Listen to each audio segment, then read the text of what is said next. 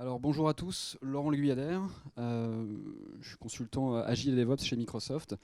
Quelques années effectivement qu'on investit dans l'équipe pour faire en sorte de monter en compétence sur ces différents sujets, puis pouvoir justement aider les clients qui éprouvent le besoin justement d'aller sur cette thématique, ce changement de culture et cet esprit de collaboration. Donc j'aime bien garder cette idée qui est à l'image de ce que promeut notre CEO. Parce que ça permet aussi de voir que on peut changer et cette notion de culture permet aussi de s'adapter lorsqu'il y a besoin de s'adapter, que ce soit pour la survie ou pour progresser.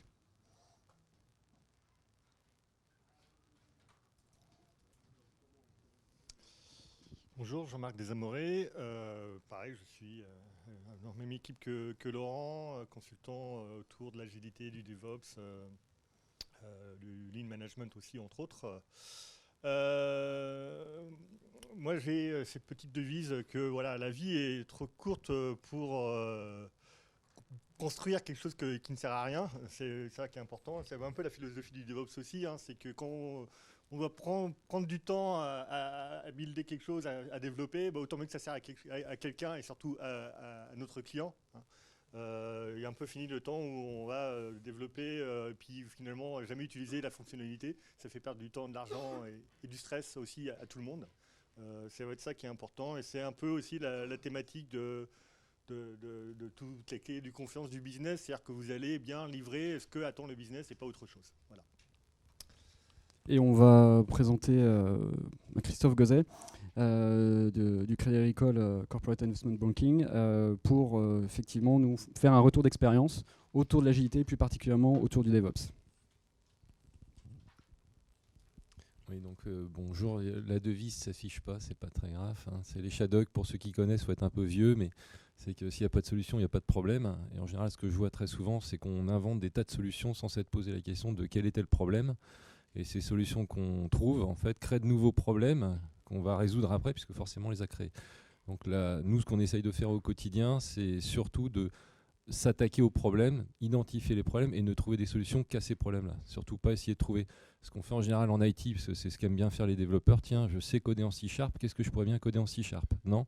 Quel est le problème de l'utilisateur et qu'est-ce que tu vas pouvoir résoudre? Et ce sera peut-être pas avec du C#, ce sera peut-être avec un script en PowerShell ou autre chose. Voilà. Oui. Ah, je continue? D'accord. Alors.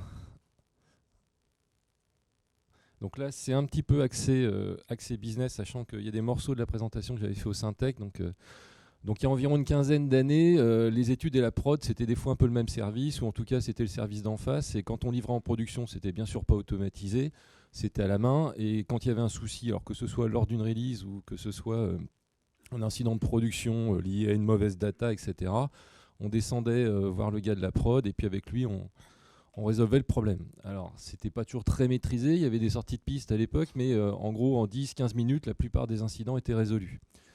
Sauf que, pas de bol, il y a des tas de régulateurs qui sont passés, il faut absolument couper les opérationnels de la prod, voire qu'ils se connaissent même plus, qui s'appellent par des numéros. Après, dans les années 2007-2008, il y a l'euphorisation massive qui est arrivée, et qui fait qu'en gros, on a envoyé à l'autre bout de la planète tout un tas de process qui n'étaient déjà pas documentés, pas forcément très bien maîtrisés, mais où les gens se connaissant les résolvaient à peu près tous les jours en continu. Donc ces trucs qu'on arrivait à résoudre en 10-15 minutes, c'est devenu des incidents qui pouvaient durer 4 heures, 8 heures, 2 jours, 3 jours, voire même ne pas être résolus. Voilà. Donc bien évidemment, pour le client, c'est légèrement impactant qu'on passe de quelques minutes à quelques jours. Alors pourquoi nous, on fait du DevOps ? Alors, pas DevOps au début, mais plutôt de l'agile. Et puis, que ce soit agile, DevOps, Lean, c'est un peu le même principe. C'est comment on fait pour résoudre nos problèmes et être plus efficace que ce qu'on était encore hier. Le premier truc, par exemple, dans le DevOps, c'est les releases. Et dans l'équipe, quand on dit, bon, qui va devenir patcher, il n'y a pas de doigt qui se lève. Parce que, voilà, donc là, c'est comme la morue, qui veut un coup, personne n'en veut. Donc, premier truc, c'est qu'on avait des développements pour le client qu'on faisait en quelques jours. On faisait la démo, le client emballé, c'est super, c'est exactement ça qu'on veut. On le livre quand ? Bon, nous encore, on était à des releases de 6 semaines, 8 semaines, c'était pas mal, mais c'était dommage d'avoir réalisé quelque chose et de le livrer donc quasiment 2 mois plus tard. ce qu'on a quand même fait sur les 10 dernières années, parce qu'en fait, on fait de l'agile depuis à peu près une dizaine d'années, et du DevOps, dans le sens DevOps qu'on a depuis à peu près 5-6 ans, c'est déjà suivre le comportement applicatif. Donc ça, c'est ce qu'a expliqué Norm tout à l'heure et que je vais montrer un petit peu après. Il y a beaucoup d'applications qui sont livrées sans aucune mesure. C'est-à-dire qu'on livre une appli, et puis si elle marche, tant mieux. Si elle ne marche pas, les utilisateurs nous appelleront pour dire qu'elle ne marche pas, et nous diront qu'est-ce qu'il faut qu'on corrige, etc. Le deuxième truc, c'est la console automatisée de déploiement qui correspond au module MS Release Management qui a été livré là, il y a 1 an ou 2 et sur lequel on va basculer. Où en fait, nous, il y a 3-4 ans, suite au passage en offshore, toutes les mises en production étaient un échec. Donc au lieu de durer 1 ou 2 heures, durer 8, 10, 12 heures. Donc on a dit c'est pas possible. Donc on a tout automatisé et on est passé en ordre de grandeur de 300 jours hommes de coûts de livraison par an à 200 jours hommes, en investissant 150 jours hommes dans cette console. Et aujourd'hui, pour vous, vu qu'il y a le module MS Release Management qui existe, je ne dis pas que c'est peanuts, mais ce ne sera pas 150 jours hommes, ce sera 10, 15 ou 20 jours hommes. Mais il faut y passer. C'est-à-dire, si vous n'y passez pas, vous allez continuer à avoir les problèmes que vous avez aujourd'hui de le déploiement, lui, durait 2 heures, il a duré encore 8 heures, etc. Donc ça, c'est derrière nous. Et ensuite, alors, ce que j'ai entendu ce matin et ce que j'entends souvent, c'est DevOps, c'est super, ça marche bien, etc. Oui et non. Par exemple, les tests automatisés, il y a des tests qui marchent très bien. Donc les tests unitaires, ça c'est complètement rodé. C'est-à-dire qu'aujourd'hui, si un développeur n'arrive pas à faire son test unitaire, c'est que de manière globale, soit le code qu'il a produit n'est pas de bonne qualité, soit que l'architecture sur laquelle il s'appuie n'est pas bonne. En tout cas, c'est un révélateur qu'il y a un problème. Si on fait un test unitaire et qu'on doit y passer 2 jours pour le faire, c'est qu'il y a un souci. Par contre, en général, une fois qu'il est fait, ça marche et c'est stable. Et quand il y a une régression, on le détecte, parce que c'est ça l'intérêt. Par contre, ce qu'on a beaucoup plus, c'est les tests d'interface où historiquement on était parti avec que 10 tests, qu'on a rapidement abandonné pour passer à Selenium, et où ceux-là, on a quand même démarré en 2009, c'est toujours un peu instable. C'est-à-dire qu'on a des matins où une pop-up s'est ouverte dans Internet Explorer de manière impromptue, et qui a bien sûr flingué toute la ligne de test. Et juste pour t'interrompre, mais est-ce que là, en l'occurrence, on parle de tests automatisés plus courts, moins coûteux et plus stables ? Moins long, alors c'est justement, on va y venir. Les tests ne sont pas forcément longs en eux-mêmes. Ce qu'on essaye de faire, pourquoi ils sont longs, c'est qu'en fait, on essaye de simuler l'activité utilisateur. C'est-à-dire, on essaye de réellement simuler ce que font les gens. Si c'est juste pour dire, tiens, je fais un ping pour voir si la page répond, c'est déjà pas mal, mais c'est pas top. Après, coûteux, oui, parce que créer un test automatisé, donc il y a plusieurs façons de le faire. Donc soit je fais un simple web test, je vais faire un get sur une page et je vois si elle répond. Bon, ça c'est assez rapide. La deuxième, j'utilise le recorder, c'est-à-dire je simule le clic avec des boutons, etc. Et j'enregistre tout ce qui est fait derrière. Si vous regardez le code qui est produit, ça fait pour 3 clics 300 lignes. Donc vous imaginez tous vos tests automatisés sous cette forme-là. Ça fait des milliers de lignes, donc c'est immaintenable. Et en plus, le jour où l'interface change, il faut les refaire tous. C'est-à-dire qu'il y a un moment, il faut repasser dessus. Donc le choix qu'on a eu, c'est de dire on crée une deuxième application, ce que font beaucoup d'autres équipes qui font ce truc-là. On crée une application à côté qui teste l'application. Et ça, il faut le maintenir et ça devient une deuxième application à côté. Et ça, à faire, ça coûte relativement cher. Alors aujourd'hui, ça coûte de moins en moins cher parce que l'équipe commence à être mature, mais il y a un coût à l'entrée. Par contre, l'intérêt, c'est que ça faisait presque 2 ans qu'on n'avait pas de régression suite à ce truc-là. Bon, pas de bol, là, on en a eu une la semaine dernière, donc c'est l'exception qui confirme la règle. Mais en gros, on se retrouve dans une situation où les utilisateurs ne nous appellent plus pour dire tiens, vous avez livré, comme d'habitude, il y a des régressions. Donc sur les 10 dernières années, les 8 premières, il y avait des régressions de temps en temps, mais comme on pouvait livrer des hotfix facilement, c'était corrigé vite et c'était acceptable, surtout vis-à-vis des autres, en relatif. Par contre, depuis 2 ans, c'est quand même relativement confort. Par contre, un truc qu'on a fait, c'est le problème des tests automatisés, c'est quoi ? C'est que si on veut savoir si un développeur il a cassé quelque chose, par exemple dans la présentation d'avant, on a vu, il y a des tests qui tournent dans la build, et puis après ça passe à la QA. Le problème de la QA, c'est quoi ? C'est que nous, par exemple, on a une testing factory, il faut réserver 8 jours à l'avance. Donc si je veux réserver 8 jours à l'avance, ok, ils vont faire les tests, s'ils ne me trouvent pas de bug, tant mieux, je peux passer en prod, mais j'ai quand même attendu 8 jours. Si jamais ils me trouvent quelque chose, je suis reparti dans un cycle encore de 8 jours. Donc même la QA, il ne faut pas qu'elle soit en manuel, il faut que tout soit automatisé. Et nous, c'est ça qu'on fait, on automatise tout. Et donc on se retrouve dans un truc où aujourd'hui, donc à chaque build, quand quelqu'un commit, dans les 15, 20, 30 minutes, il a le résultat graduel de ce qu'il a fait et au bout de 30 minutes, il sait s'il a cassé quelque chose ou pas. Par contre, les tests d'interface, jusqu'à il n'y a pas très longtemps, ils tournaient la nuit parce qu'ils étaient trop longs. Donc ils duraient 4 à 5 heures. Là, ce qu'on a fait, on les a parallélisés avec du hub en Selenium et on est passé sur nos 300 tests de, en gros, 4 heures à un quart d'heure à peu près, sauf une centaine qu'il faut qu'on arrive à reparalyser parce qu'ils ont des contraintes entre eux, c'est un peu compliqué. Voilà, donc la cerise sur le gâteau, c'est la parallélisation des tests en cours. Mais ce qu'on voit, c'est que ça ne suffit pas. C'est-à-dire qu'on voit que notre workflow, notre relation avec la prod, la façon dont on délivre, ça reste très loin du client. Et qu'en plus, on continue beaucoup moins qu'avant, suite à quelque chose qu'on a fait en fin d'année dernière, à des fois livrer du code qui, le business n'avait pas forcément demandé, et puis forcément, ne va pas forcément le satisfaire. Donc, ce que tu veux dire, c'est que le business n'a pas été impliqué en amont. Oui, alors tout le problème, c'est la vitesse à laquelle on va. C'est-à-dire que quand on est en agile, enfin quand on n'est pas en agile, ce que j'entends beaucoup, c'est bon, de toute façon, dans un an, on aura peut-être quelque chose. Nous, on est dans un truc où des fois, on livre même avant qu'on nous l'ait demandé. Alors, comment on fait pour livrer avant qu'on nous l'ait demandé? C'est qu'on a un responsable du marketing, et ça, c'est là où on va commencer à parler du business, où en fait, on identifie IT et marketing, qu'est-ce qui pourrait bien arriver dans les semaines et les mois à venir, quelles sont les tendances. Et quand il y a à un moment quelque chose qui a 99% de chances de se réaliser, on ne va pas attendre de nous dire c'est bon, il faut le faire, on l'anticipe. Donc on a eu par exemple une réorganisation organisationnelle à faire il y a, je crois, 2 ou 3 ans, qui était préconisée à Cassib par un cabinet, qui avait travaillé tout l'été. On sentait que ça allait venir. Qu'elle nous a demandé le responsable du marketing, on l'entame. Donc on l'a entamé août, septembre, octobre. Et quand en novembre, la direction générale a dit on se réorganise sectoriellement, ils se sont tournés vers le responsable du marketing, le CRM, il est prêt quand? Dans 15 jours.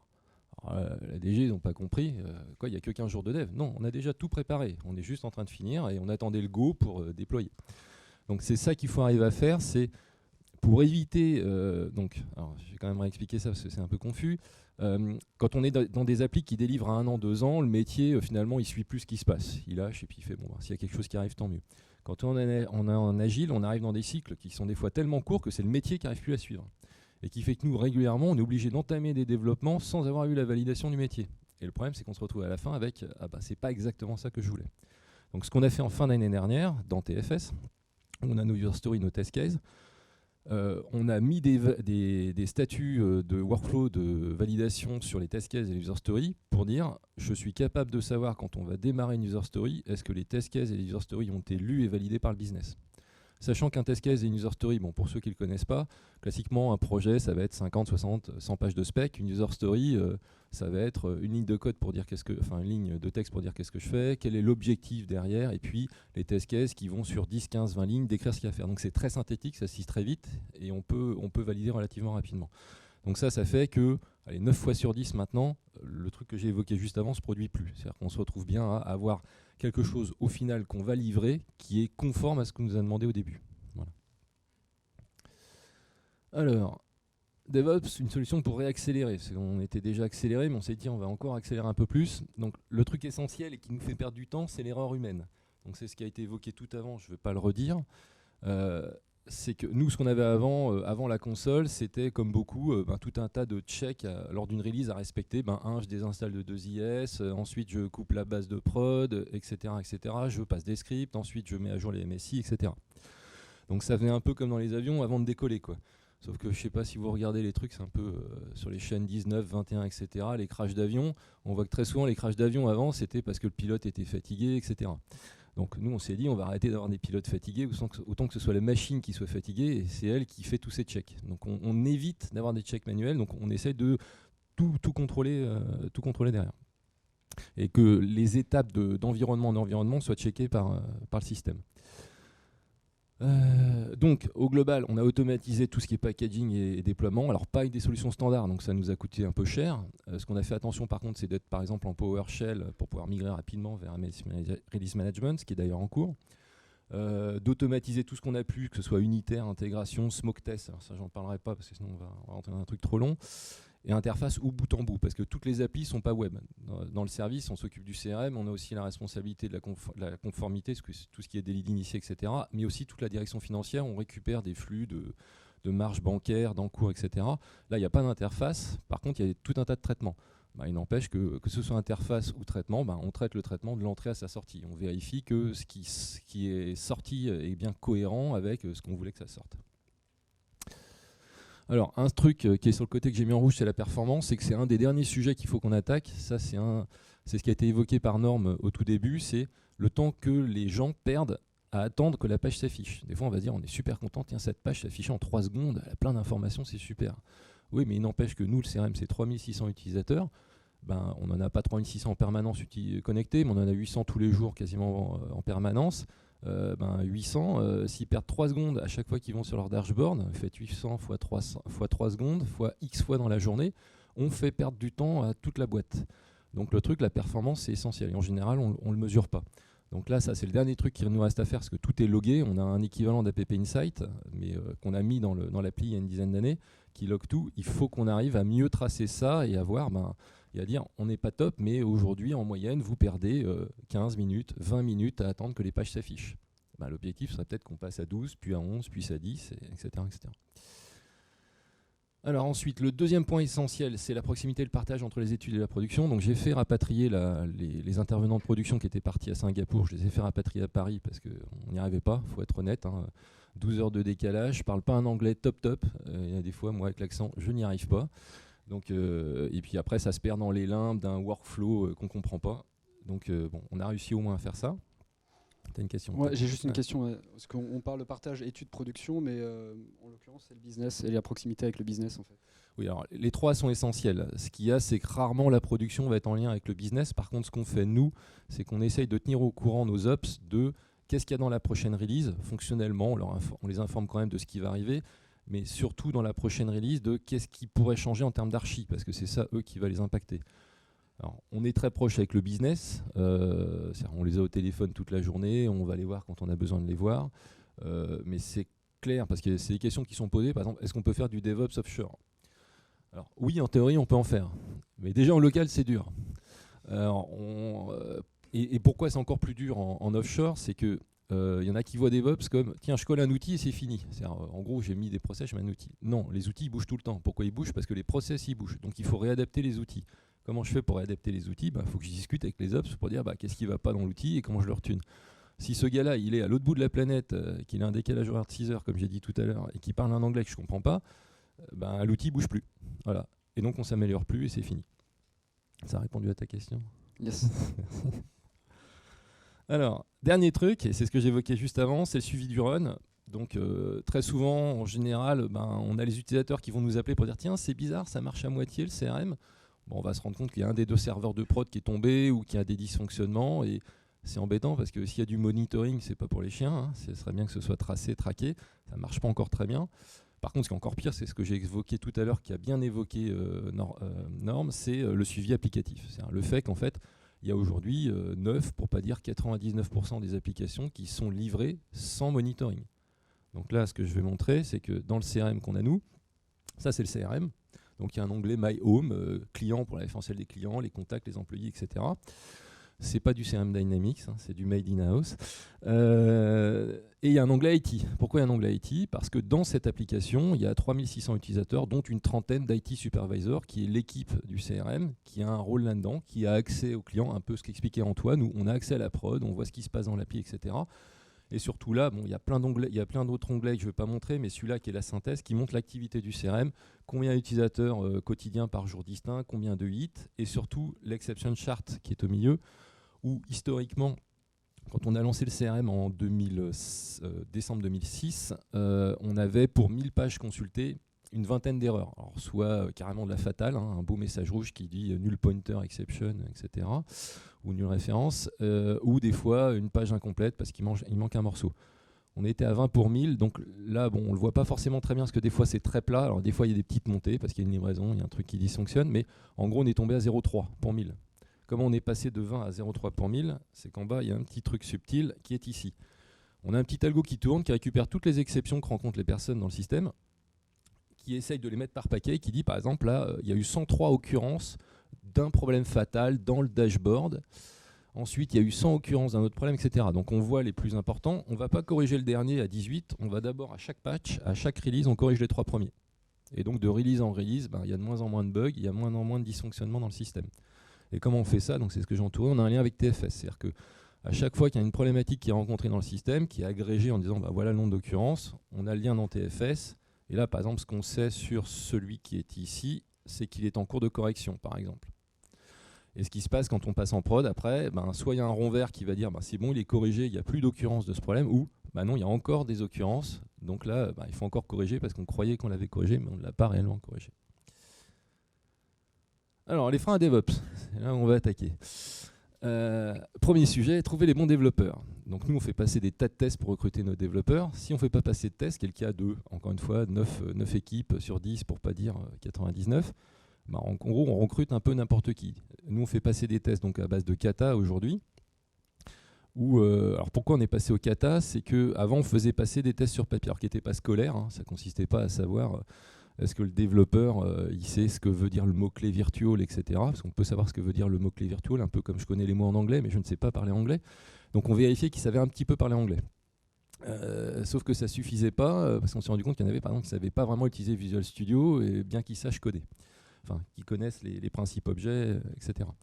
Donc on a des katas aujourd'hui qui vérifient que les développeurs savent coder, c'est-à-dire maîtrisent les mécanismes de polymorphisme, d'encapsulation, je suis désolé, c'est un petit peu vulgaire comme terme, mais qui sont importants parce que s'ils ne savent pas coder, ben derrière l'application, on ne saura pas réagir parce qu'ils vont nous créer de la dette technique dans l'application, c'est ce qu'évoquait Antoine tout à l'heure, et ce qu'a dit Norm aussi, il faut gérer la dette technique. Nous, on a une énergie monumentale qui est dépensée sur la dette technique. Et si je peux vous donner un conseil, parce qu'on va commencer au conseil, pensez modulaire. Si vous faites une nouvelle application, vous la faites modulaire. Nous, le CRM, il est monolithique historiquement. Pourquoi? Parce qu'il y a un budget limité. On nous a dit, vous avez 867 jours pour faire le CRM. Alors pourquoi 867? C'est que le gars d'avant, il avait chiffré à 867. Et moi, j'ai récupéré 867. Donc on a fait un CRM avec 867 jours. Pour faire cheap, monolithique, sauf qu'on se retrouve 10 ans plus tard avec un truc monolithique où quand je veux toucher un morceau, ça casse un morceau de l'autre côté, etc. Donc qu'est-ce qu'on a entamé depuis 2 ans et demi? Modularisation de l'application, et ça porte ses fruits, parce que le premier module qu'on a sorti, c'est le module Results qui affiche tous les résultats financiers. Ce truc-là, maintenant, il livre à des fréquences qu'il veut. Quand il veut livrer tous les 2 jours, il livre tous les 2 jours. Et surtout, il n'impacte pas le reste du système. Et là, on est en train de modulariser morceau par morceau et de sortir. Sauf que modulariser, ça coûte cher. Et qu'il vaut mieux l'avoir fait au début. Voilà. Qu'est-ce que tu recherches, juste pour préciser un petit peu l'idée, en termes de profil d'un bon développeur? Alors, un bon développeur, alors, il s'est visé et tiré normalement. En fait, ce qu'on fait comme test, c'est ce que j'ai dit tout à l'heure, c'est maîtriser le développement objet, ça prend 1, 2, voire 3 ans, voire 20 ou 30 ans si on ne sait pas le faire. Et en gros, on ira à la retraite sans avoir vraiment su coder.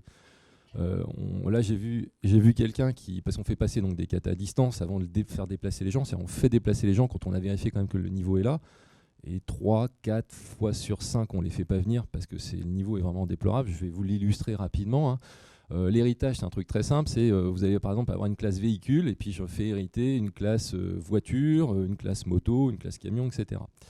Là, on a un kata qui teste du blackjack. Donc, je ne sais pas si vous connaissez le jeu, c'est avec 2 cartes et je compte des points en fonction des cartes. Donc, un 2, ça vaut 2, un 3, ça vaut 3, un 10, un valet, ça vaut 10 aussi. Et j'ai quelqu'un dans le code qui a réussi à faire dériver une classe. Alors, pourquoi une classe? J'en sais rien. Roi de la dame du valet, le valet du 10. Et pourquoi? J'en sais rien. Mais ce que je peux vous garantir, c'est qu'il y a beaucoup d'équipes qui recrutent ce type de développeurs parce qu'ils ne l'ont pas testé. Voilà. Donc nous, bien évidemment, on a dit non, on ne souhaite pas le voir, ça ne nous intéresse pas, on va passer à la suite. Bon, tous les développeurs ne sont pas comme ça, mais ça, par exemple, c'est un premier truc important.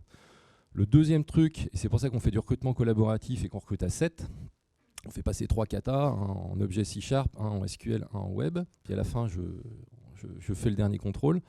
Ce qu'on essaye de faire avec le kata collaboratif, c'est de vérifier que le développeur qu'on va rentrer, et c'est ce qui a commencé à être évoqué tout à l'heure aussi avec Antoine, c'est est-ce qu'il a le sens client? C'est-à-dire, est-ce que c'est un gars qui va coder pour se faire plaisir ou est-ce que c'est bien quelqu'un qui va mettre le service au premier rang et qui va vraiment travailler là-dessus? Et à 7, en général, déjà, on va arriver à voir si le gars va réussir à s'intégrer dans l'équipe. On voit des gens tout de suite, on fait un peu bizarre, on ne sent pas la personne. Il sait coder, mais on ne le sent pas, donc on ne va pas le prendre. Donc il y a la problématique de l'intégration dans la personne. Ce qui a aussi je vais y arriver, évoqué Norm avec les plateaux où aujourd'hui tout le monde se connaît. C'est bien de se connaître, c'est bien d'enlever les murs, mais si on ne s'entend pas, c'est un peu compliqué. Donc on teste ça, le niveau en objet, parce que c'est trop long à former, et ensuite la capacité de la personne à rendre service et pas à se rendre service à soi-même, quoi. Voilà. Par contre, après, notre objectif à nous, c'est de faire que la mission soit la plus motivante possible, d'être plutôt au taquet en termes de technologie, pour qu'un développeur qui a mis ses compétences au service, lui, gagne quelque chose en retour. C'est-à-dire que ce ne soit pas qu'une mission dans le sens, tu viens un peu presse citron, on tire tout ce qu'on peut de chez toi. Et puis qu'il reste à la suite aussi. Pardon? Et puis qu'il reste à la suite, effectivement. soient motivés à rester. Ah oui, oui, oui. Bon, après, comme toutes les grosses boîtes, je ne sais pas combien de personnes des grosses boîtes ici, mais on a du turnover à 3 ans imposé pour la plupart. Donc il faut que tous les 3 ans, on renouvelle le sang, un peu vampirique dans nos entreprises. Ils ont le droit d'aller se laver 1 an ou 2, puis après, ils peuvent revenir. Mais voilà. Donc ça, c'était les bons développeurs. Donc la question, c'est combien connaissent réellement DevOps, Agile, Continuous, etc. Donc connaissent à peu près l'ALM? Très peu. Donc en général, on les forme. Ensuite, est-ce qu'il y en a qui ont pratiqué? Encore moins. Est-ce qu'il y en a qui le maîtrisent? Encore moins. Et puis est-ce qu'il y en a qui l'améliorent? Ça, c'est ce qui a été évoqué tout à l'heure aussi. C'est dans l'amélioration continue, le plus important, c'est la détection d'erreurs. C'est-à-dire combien de fois je vois des morning meetings ou des daily meetings, c'est la même chose, où en fait, les gars se voient, le projet décale, mais il n'y a pas de problème. C'est pas possible. Si le projet décale, c'est qu'il y a un problème. Mais les gars n'ont aucun problème à aller se rasseoir, continuer à coder aujourd'hui. Voilà. Donc le travail essentiel, c'est ça. C'est ce qu'on essaye de chercher chez les développeurs, c'est ceux qui vont dire non, les mecs, ça déconne, on ne va pas continuer avec une build qui a dérivé de 1 minute à 3 minutes. Parce que quand quelqu'un prend son code, ça fait 2 minutes de perdu, fois 30 personnes, fois X compilations par jour. Donc il faut avoir le courage de s'attaquer à ces problèmes, et tous les développeurs ne veulent pas s'attaquer à ces problèmes. Et même, je vais vous le dire franchement, sur les 30 développeurs qu'on a dans le service, les 30 ne le font pas. Il y en a, ils ont peur parce qu'il faut mettre les mains dans le cambouis. C'est ce que Julien va montrer tout à l'heure. C'est un peu costaud ces trucs-là. Donc il y a la peur du risque en fait. Après, alors, encore plus chaud, il faut convaincre ses pairs. Donc en France, parce qu'on est en France, on est un peu cliché. Il faut être clair qu'on est un peu en retard. C'est quand on regarde autour. Et qu'un des trucs que j'entends très souvent, quand par exemple on a voulu faire des hotfix à chaud, c'est-à-dire on a 2 serveurs web, on en dégrafe un, on le met à jour, on le regrafe, on dégrafe le deuxième pour que le service y reste up. J'ai quelqu'un qui m'a dit mais pourquoi tu veux faire ça? T'arrêtes l'appli pendant 2 heures à midi et puis basta. Oui, mais si les gars ils ont besoin du CRM, on fait comment? Oh bah il attendra 2 heures et c'est pas la mort. Donc voilà, il y a déjà les préjugés qui sont là qu'il faut arriver à faire sauter et c'est cher. Et comment t'as réussi à justement convaincre tes pairs sur le sujet? On les convainc pas. On le fait. Voilà. Un truc important, que ce soit en DevOps, en Agile, il faut faire. Si vous demandez la permission, vous ne pourrez jamais le faire. Donc le truc qu'il faut faire, il ne faut surtout pas demander la permission. Voilà. Et donc automatiser, par contre, une réalité, c'est que ça coûte cher. Donc un des autres problèmes, c'est le fait que dans les budgets informatiques qui sont alloués, il y a un budget alloué au projet, investissement courant, il y a du budget alloué aux services de base, donc tout ce qu'on appelle le support, la maintenance corrective, etc. Par contre, amélioration, zéro, il n'y a rien. Donc le problème, c'est qu'il faut arriver à trouver du gras, à dégager dans ce qu'on fait du gras pour arriver à automatiser. Parce que si on ne l'automatise pas, ça nous coûtera de plus en plus cher. Alors non seulement il faut arriver à trouver ce budget qui n'existe pas, mais en plus, ça coûte cher. C'est-à-dire que par exemple, si je reparle de Selenium, on a claqué, mais brousouf là-dedans. Je ne sais pas comment on a claqué, mais c'est monstrueux. Voilà. Donc un truc qui est important, et c'est là où on attend des acteurs comme Microsoft, c'est qu'ils nous simplifient, qu'ils nous stabilisent ces outils. Moi, je ne trouve pas normal qu'au bout de 9 ans, enfin 9 ans, j'exagère, 2009 à 2016, ça fait 7 ans, qu'on ait toujours des tests instables. Alors, je sais pas, ils discutent avec Selenium, j'en sais rien, mais ils arrivent à voir à ce que les tests ils tournent la nuit et qu'ils ne soient pas instables, quoi. Voilà. Alors c'est moins instable qu'avant, on sent que ça s'améliore, mais toujours un petit peu compliqué et ça coûte très cher. Et ensuite, alors le truc le plus important, c'est reconnaître ses clients internes comme externes. Vous prenez le e-commerce, parce que j'avais fait une présentation au TechDev l'année dernière avec quelqu'un de Cdiscount. Si le site s'arrête 5 minutes, j'exagère, mais 1 heure, ils perdent des millions d'euros. Donc il est hors de question que le site s'arrête. Donc c'est blindé de tests. J'ai un copain qui est aussi chez Cdiscount au test. C'est une préoccupation principale. Et le client externe, donc celui qui va ramener les brousoufs dans l'entreprise, il est vu comme fondamental et toute l'énergie est dépensée là-dessus. Dans les grosses entreprises, type bancaire, Crédit Agricole, BNP, SGIB et même les autres, on est tous à peu près dedans, les clients internes sont captifs. Donc en gros, ce que j'ai dit tout à l'heure, si on arrête l'appli pendant 2 heures, c'est pas grave, on perd pas de pognon. Si on en perd, parce que la personne elle n'est pas efficace pendant ces 2 heures-là, elle n'a pas accès à l'information auquel elle aurait dû, mais c'est pas autant mesurable et autant impactant que dans une société du e-commerce. Donc le truc, c'est d'arriver à expliquer aux équipes IT de ces grosses entreprises qui ont des clients captifs, qui sont vos clients et qui font fonctionner la boîte. Et que comme l'a dit Norm tout à l'heure, je sais pas, moi ça m'a donné l'idée, c'est la première fois que je note autant de trucs, il faut qu'on arrive à mesurer combien nous, le CRM, fait perdre de temps à l'entreprise. En disant, voilà, aujourd'hui, en moyenne, quand un utilisateur se connecte 30 fois ou 40 fois dans l'application, il a perdu 4 minutes 30 à attendre que les pages s'affichent. Et ça, c'est fondamental. Et on ne le fait pas. C'est-à-dire qu'on estime que, de toute façon, il restera 2 heures plus tard ce soir, il est payé assez cher, un senior banqueur, pour être capable de faire ça. Voilà. Alors, et le business dans tout ça. Alors, déjà, souvent, vu de l'IT, il est très, très, très, très loin. C'est-à-dire que DevOps, c'est trop compliqué pour lui. Vous imaginez, déjà, une ligne de code, il ne sait pas ce que c'est, etc. Donc on va rendre ça bien transparent, même invisible, comme ça il ne le verra pas du tout. Et puis de toute façon, nous, DevOps, ça va nous aider, nous, mais alors lui, on s'en fout. Donc tu évites de faire de l'IT for l'IT en fait. Nous, on évite, mais la réalité, c'est qu'aujourd'hui, il y a beaucoup d'équipes IT qui sont dans ce mode-là. C'est-à-dire qu'ils sont dans des modes très coupés du métier, où en gros, ils sont plus à expliquer pourquoi on ne peut pas livrer la semaine prochaine, ni le mois prochain, mais peut-être dans 3 ou 6 mois. Voilà. Et que ce qu'il faut, c'est rendre ça transparent. Donc nous, par exemple, ce qu'on a fait, c'est qu'aujourd'hui, qui pilote les projets, c'est plus l'IT, c'est le métier.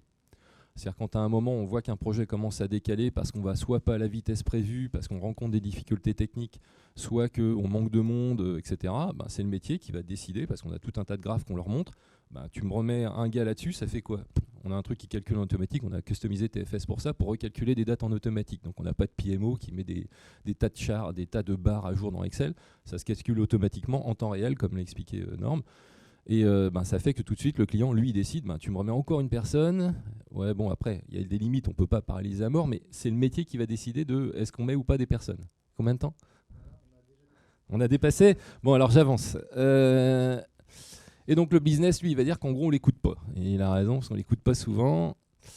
Et en tout cas, DevOps, pourquoi est-ce qu'on n'y a pas pensé avant? Parce que c'est tout simplement la réalité. Ce qu'on va voir juste après, c'est que le monde bouge. Et il ne bouge pas depuis 5 minutes. Ça fait quelques millions d'années que le monde y bouge. Alors, il s'accélère, parce qu'on voit que des choses qui duraient 3, 4, 5 ans, aujourd'hui, ça dure quelques mois. On voit des applications iPhone ou Windows Phone qui ne durent que quelques mois. Et donc le DevOps, vu du business, en tout cas pour nous, c'est fashion. Hein. Donc voilà, par exemple, notre responsable du marketing, quand il parle à la direction générale, il ne dit pas on a un IT agile, non, on est agile. Il s'inclut dedans.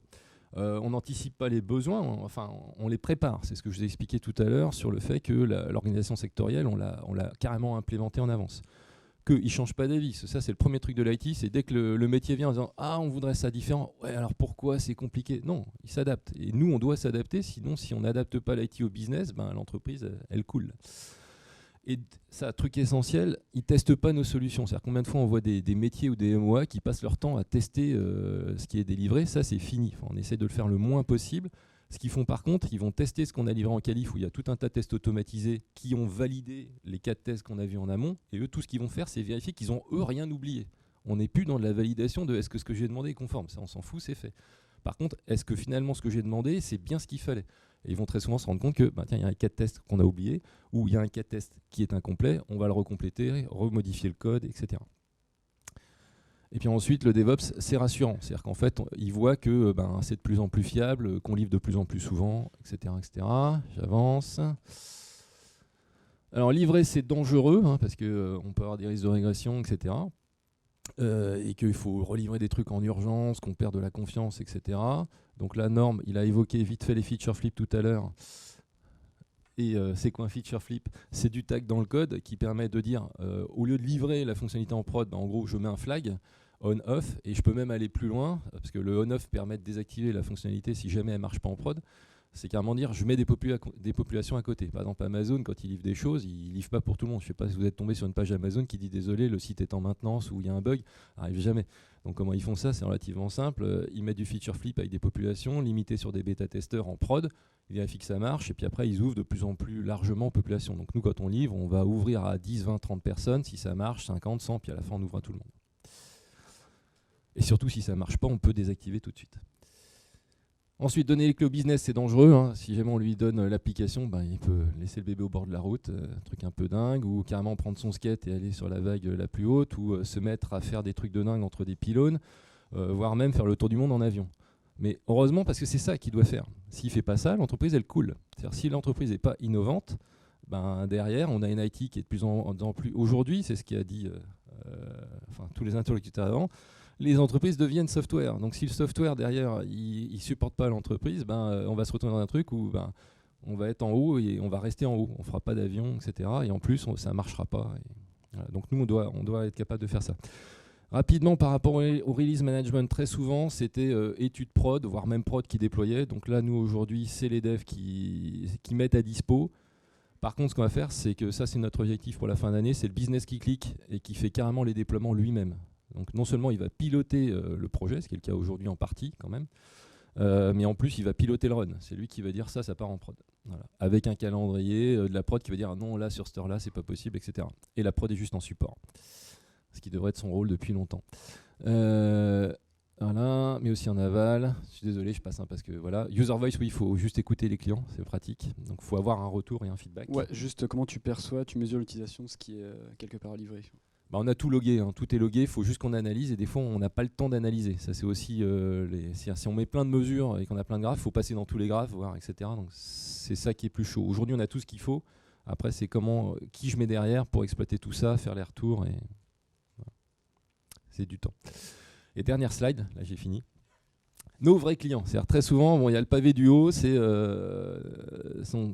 l'équipe de dev et de prod donc unifiée, qui ont des attentes. Donc eux, ce qu'ils veulent, c'est augmenter la productivité, ils veulent automatiser pour éviter les erreurs.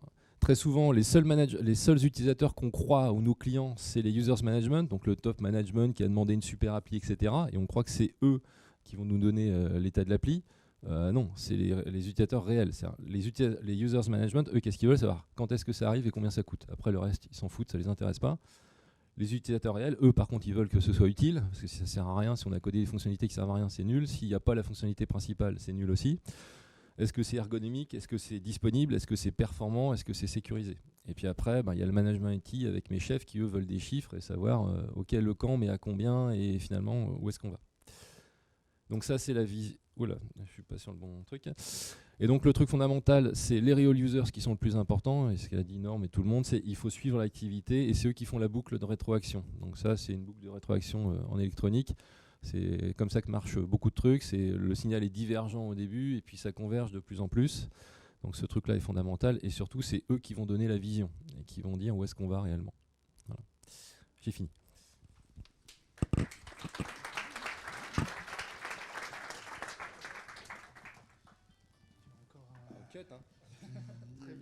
Bon, très vite, juste histoire de conclure rapidement la présentation avec Christophe.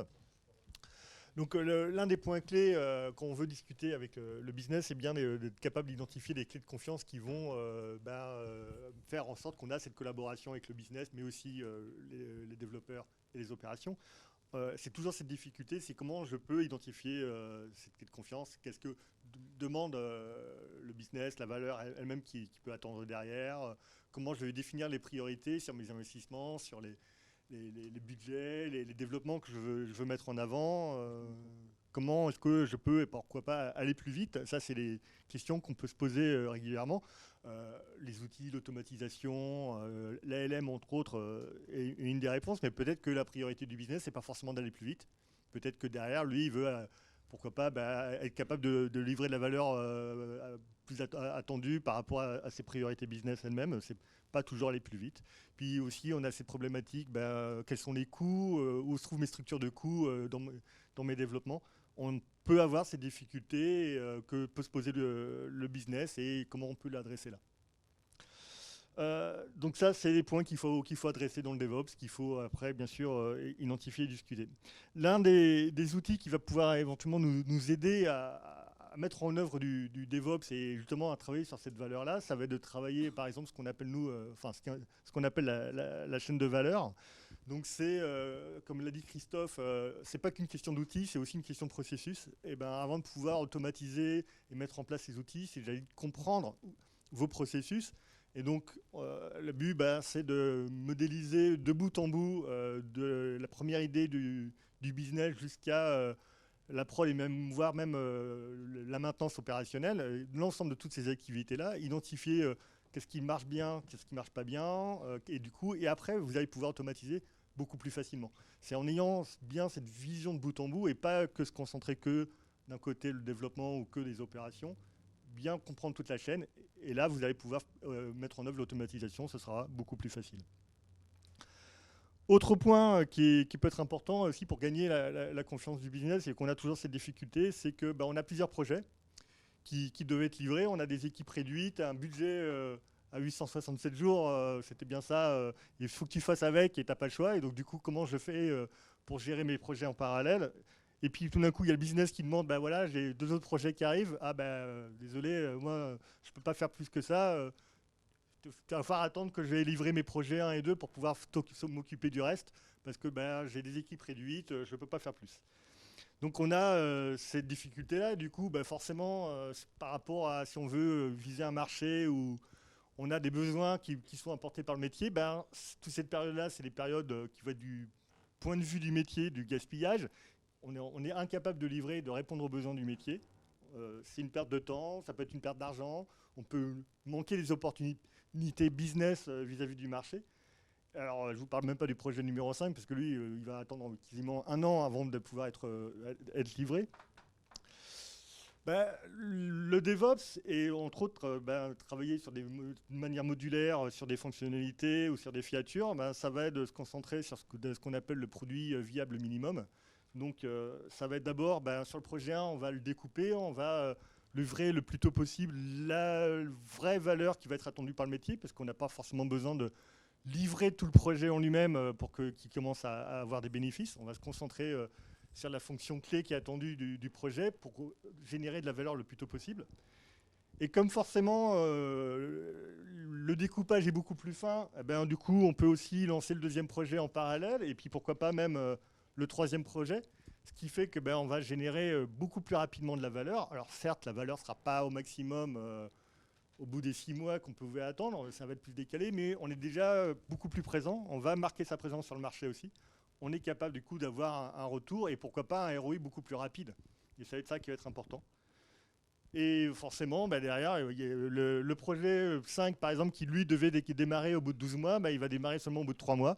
On va déjà être capable d'avoir un retour vis-à-vis du métier, et puis pourquoi pas commencer à faire des premières itérations et être sûr que l'idée 5 qu'on pouvait avoir va bien correspondre aux besoins du métier, et pas attendre 1 an pour commencer à le mettre en œuvre. Ce qui va être important, c'est aussi par rapport au projet qu'on a mis en œuvre, c'est de vérifier la validité de ce projet, vérifier, entre autres avec la télémétrie, quel est l'usage, est-ce que ce que je livre correspond bien aux besoins de mes clients, quelle est l'utilisation qu'on a été faite, où est-ce que cette utilisation se fait dans le monde. Norm, on avait parlé ce matin, savoir quelles sont les plaques qu'il utilise, à quel moment, quelle est la fonctionnalité qui est utilisée, ça va être important. Il faut mettre en œuvre de la télémétrie. C'est quelque chose qui est malheureusement, comme tu le disais toi-même Christophe, quelque chose assez souvent oublié. Il faut bien penser ça dès en amont, quand vous commencez vos développements. C'est bien penser le plus tôt possible de mettre en place des outils d'analyse. Insight, entre autres, va vous aider à faire ça, pour pouvoir comprendre l'usage qui va être fait des applications de ce que vous allez livrer. Et du coup, ça va aussi vous permettre d'ajuster vos priorités en termes de gestion de portefeuille de projet pour pouvoir vous concentrer sur ce qui va apporter directement de la valeur pour le business.